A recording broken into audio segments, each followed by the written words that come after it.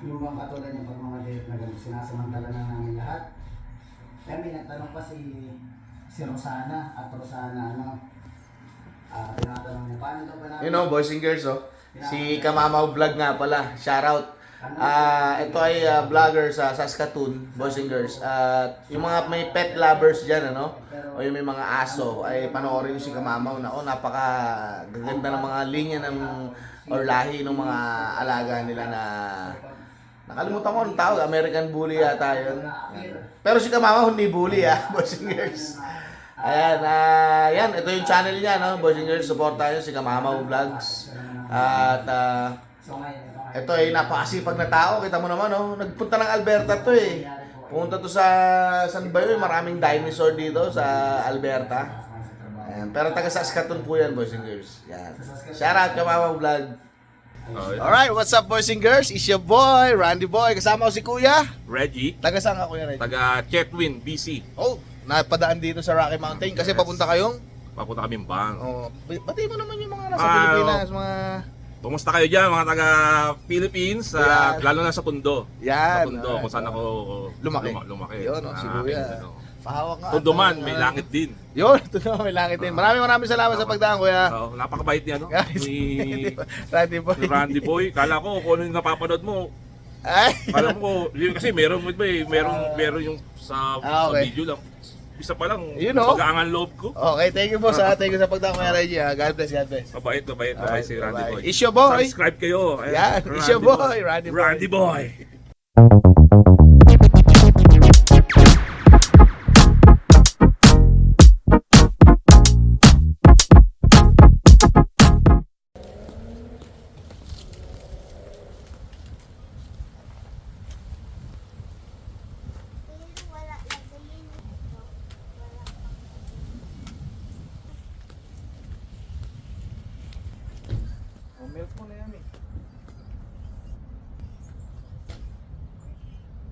Sound check, mic 1, 2, 3.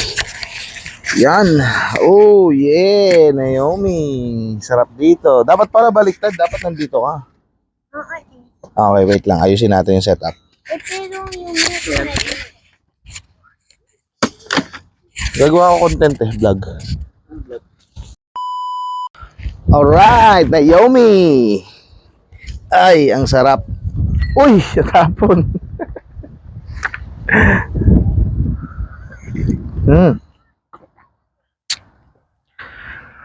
Eat tayo. May cheese yan, no? Melted. Gusto mo ba yan?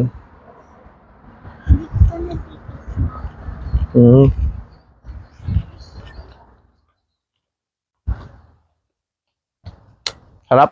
Harap dito. What's up, boys and girls? It's your boy, Randy Boy. Dito kami ngayon ni Naomi sa labas at si Kuya Ross nasa gilid. Kaso nga lang hindi siya kita eh. Yan. You know. Napakainit kasi sa labas, boys and girls. Ang oras ngayon ay 11:30. Tapos mainit na kwarto. 11. And then, ang weather ay 22 degrees. Tama. Tapos mainit na kwarto namin. Tapos mainit daw sa kwarto nila. May mic tayo. Ito. Yan. So, nandito kami. Ako nagkakape. Tapos, may tinapay akong ginawa. And, yun nga. Pag-usapan na natin, boys and girls, kung ano ba talaga ang pinagkaiba tumira sa city at dito sa small town. May papel ako para hindi ako maligaw at may guide ako. Higup muna tayo kape. So, yun. Sa mga hindi po nakakaalam, no, boys and girls, galing po kami sa Spruce Grove. Small city yon, pero katabi siya ng Edmonton. After Edmonton, Spruce Grove na. 15 minutes away lang po ang pagitan nila.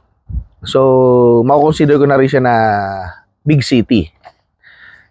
Doon po kami tumira, ako tumira for 2 years. Tapos sila ay, yung mga pamilya ko at mga bata, siguro mga 1 taon, bago po kami lumipat dito sa Rocky Mountain House. At may mga previous vlog tayo kung bakit tayo napalipat dito sa small town. So, kumpara natin, boys and girls, no, kung magkano ba yung renta namin before at yung renta dito sa small town. So, una, Ang renta namin doon sa Spruce Grove or sa city is 1,400 townhouse. Tapos nagbabayad ako ng $75 sa parking. Kasi bukod yung bayad sa parking. So papatak siya na 1,475. Kung yung townhouse lang, 1,400. Tapos may additional ka na $75. Kasi actually, tatlong slot yun yung nakuha ko. Kaya 75. 25 siya per slot.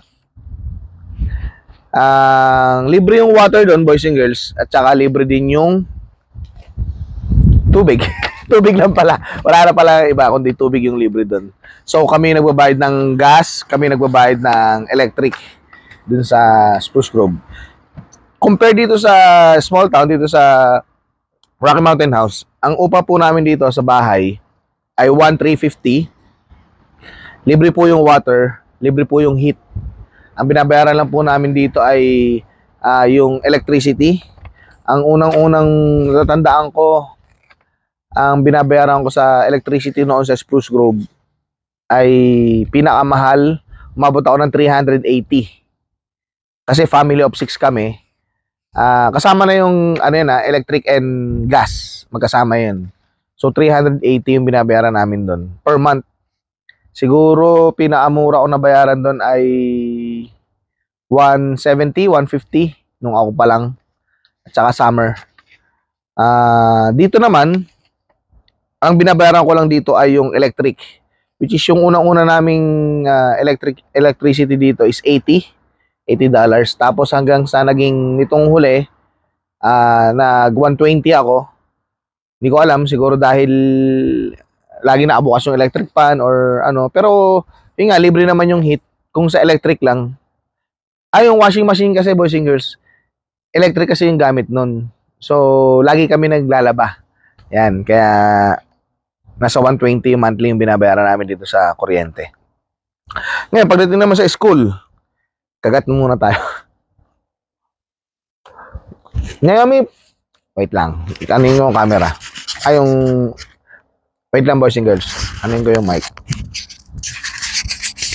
Naomi, may tanong si Daddy. Saan mo gustong school? Dito sa Rocky Mountain o dun sa Spruce Grove? Rocky Mountain.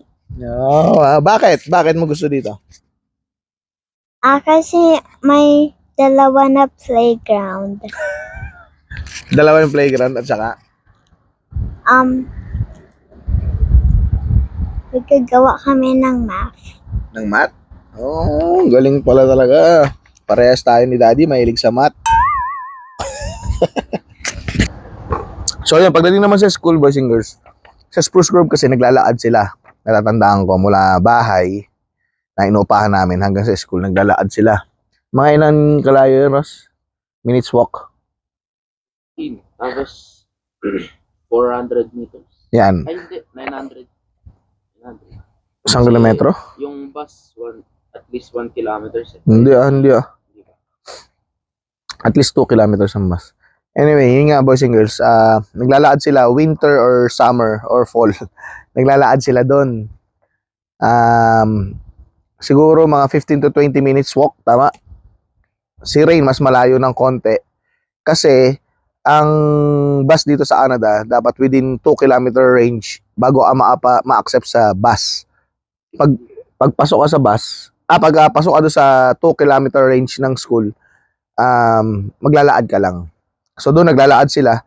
So dito naman, ewan ko, malapit, yes, malapit kasi, malapit naman yung school ni Naomi, wala pang 1 kilometro, pero libre yung bus ni Naomi, libre yung bus ni Ross at saka ni Rain. So wala siyang bayad. So mas accessible dito. Tapos, yun nga, sabi ng mga bata, parang, although hindi naman sila nabubuli, pero parang wala sila nakikita ng bubuli dito, no? Ross, sa small town, walang nambubuli dito. Halos lahat. Pero nabubuli saan sa school. Saan? Sa Dito o sa Spruce Grove? sa school. Talaga? Ano sabi sa'yo? Amutan ko niya. Nakalimutan na daw niya, may nambubuli daw sa kanya. Dapat sinabi mo ay teacher. Anyway, yun nga. So yung school, ganun. Ang school nga lang dito, boys and girls, ay limited. Hindi tulad dun sa city na marami kang option sa Spruce Grove. Correct me if I'm wrong, no? Pakilagay sa comment. Pero ang alam ko kasi, maraming school doon na pagpipilian. Compare dito sa small town. Siyempre, kung ano lang yung nandito sa town na school, yun lang yung pwede mong options. Pero malaki yung school nila rito, compare dun sa Spruce Grove. Kasi, mas malalawak yung mga fields nila rito. So, sa foods naman, yan, pagdating naman sa pagkain, or sa mga pwede mong puntahan pag nagugutom ka. Yan. Siyempre, sa city, maraming 24 hours na bukas. So, pagka talaga nang gusto mo nang kumain sa madaling araw or gusto mong lumabas sa mag-midnight snack, mapapadeliver ka lang sa Skip, sa Uber Eats, sa ano pa ba isa? Nakalimutan ko. Hala, nawala na agad ako. Seryoso. Skip, Uber Eats, at saka tatlo yun eh. Kasi dito, boys and girls, sa small town or sa Rocky Mountain, walang Skip dito. Walang Uber, wala nung isa. So, pagka order ka rito, may tinatawagan silang company rito na sila yung nagdi-deliver para sa'yo. Yun, DoorDash. Ang galing mo. DoorDash yung isa. So, wala po dito ng DoorDash, Skip, at saka Uber. Yun nga, minsan pag gusto mong magpa-deliver, yung mga pizza store dito, may sarili silang driver na sila yung magdi-deliver sa'yo. Pero yung order ka sa Skip or sa Uber, pati sa DoorDash, wala po dito. So, kaya ako nasabi na limited yung mga pagkain mo rito compare sa city. Tapos ano pa ba? May nabupuli sa akin. Tapos na tayo dyan eh. Tapos, pagdating naman sa groceries, ayan, sa groceries naman, siyempre sa groceries, may mga option tayo sa city na tulad ng may Sobeys doon, may Walmart, may Safeway, may mga Filipino store, Asian store. Ayan, maraming option doon. May no frills. So dito, limited lang po sa small town. Dito sa amin, particularly sa Rocky Mountain House, tatlo lang po yung pagpipilian namin. Sobeys, no frills, at saka co-op grocery. Malalaking store naman yon, wala namang problema. Kaso nga lang, syempre, kung may other option, syempre mas maganda, di ba? Kasi minsan, nag-grocery kami dito sa co-op, minsan sa no frills, minsan sa Sobeys, halos pare-parehas lang sila nung size nung karne or yung kung ano yung tinda nila. Wala pong Asian store dito. Ang pinakamalapit na Asian store dito ay 1 oras sa Red Deer. So, babiyahe pa po kami ng Red Deer para makabili ng mga sangkap or yung kung gusto mong mas maraming option. Meron din naman Sylvan Lake, which is 45 minutes away dito. Pero 15 minutes na lang, nandun ka na sa big city, which is yung Red Deer. So, dumidiretso na kami doon sa Red Deer. At yun, very limited yung mga groceries dito, boys and girls. So, meron naman tayo, halimbawa naman sa area. Ibig ko sabihin doon sa area, pagdating dito, walang ka-traffic dito, no? Sa small town. Wala talaga as in. Kung meron man, kasi may ginagawa siguro, pero hindi rin, bihirang-bihira talaga mag-traffic. Sa city, naranasan ko na ma-traffic, lalo na sa Edmonton, lalo na pag rush hour, uwian, ay, aabutin ka talaga ng plus 30 minutes pa uwi. Dahil dun sa volume lang naman ng sasakyan, hindi dahil sa may na-aksidente or what. Siyempre, doon sa city, busy yung mga tao. Busy na maingay. Siyempre, maraming sasakyan, maraming mga ganap, maraming mga kakaibang mga pwede mong puntahan. So dito, sa small town, busy rin naman yung mga tao, pero tahimik. Alam mo yun? Ibig ko sabihin busy, may mga kanya-kanya rin naman trabaho yung mga tao dito. Pero mararamdaman mo yung quietness. Hindi sila yung talagang ano mo na may mga tao na maiingay or what.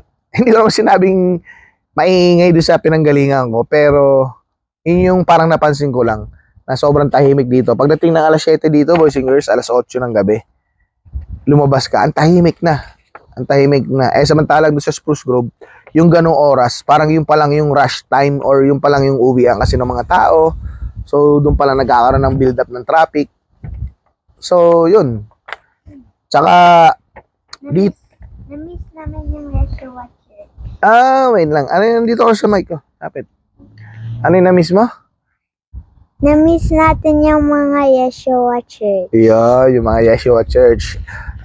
Siyempre, sa Spruce Grove, may all Filipino church kami. So, yun nga, yung Yeshua Church, which is yung tumutulong sa amin. Dito naman sa Rocky Mountain, ang dami rin namang church dito, boys and girls. Sa totoo lang. At marami rin namang Christian dito at mga brothers in Christ natin dito. Yun nga lang, syempre, nasanay kasi tayo sa halos all Filipino community na church. Kasi pag nandito kasi baka mag-nosebleed tayo dahil sa pure English kasi dito pag magsa-service sila. Meron namang may mga church din naman dito, Filipino church, kaso walang sa Red Deer, which is 1 hour away. Nakapunta na rin sina Ona doon, ako hindi pa. Pero yung mga bata nakapunta na.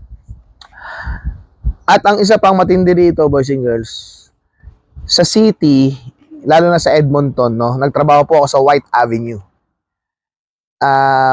Halos parang party street yon.